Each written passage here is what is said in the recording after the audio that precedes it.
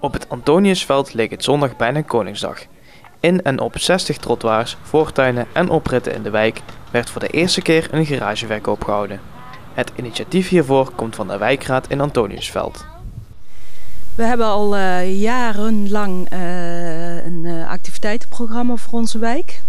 Met een aantal vaste activiteiten en ook jaarlijks een wijkfeest wat erg veel tijd van de vrijwilligers vergt. En voor dit jaar hebben we gezegd van laten we het eens anders opzetten en zoeken naar activiteiten die voor onze vrijwilligers wat minder tijd en inzet vergen. En toch leuk zijn voor de mensen om mee te doen. En een van die activiteiten die we uitgezet hebben is de garageverkoop. Dat betekent dat de bewoners uit de wijk zich aan hebben kunnen melden om mee te doen.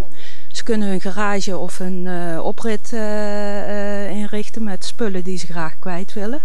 En willen verkopen. En we hebben wat publiciteit gezocht in de andere wijken van Venray en om Venray.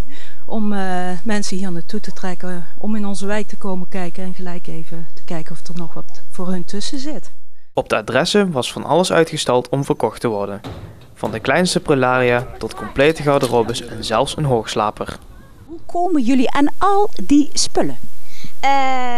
Omdat wij met heel veel kinderen zijn en dit zijn allemaal van vroeger ook vaak.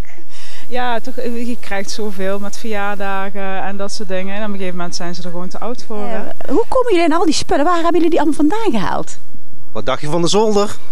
Het is één grote bende hier bij ons, dus we vonden het wel tijd dat we een keer konden opruimen. En met deze leuke actie staan we lekker hier voor de deur. Heel goed initiatief, inderdaad. Zou ze eigenlijk eens in het jaar moeten doen. Vooral omdat er heel veel jeugd hier is in de wijk. En als je iemand anders een plezier mee kunt doen met iets wat ze nog graag wat ze nog kunnen gebruiken. Nou. En wij zijn er vanaf. Mes snijdt aan twee kanten. Ja.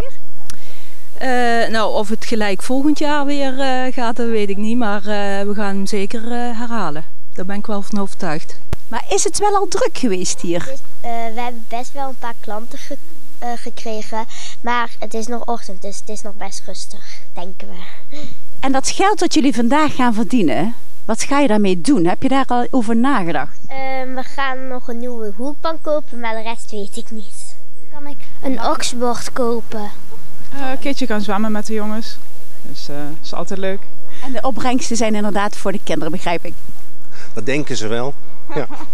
Of dat zo is, zullen we nog wel zien. Maar ik denk het wel hoor. Ook al was er wat dreiging voor regen, dit mocht de pret niet drukken.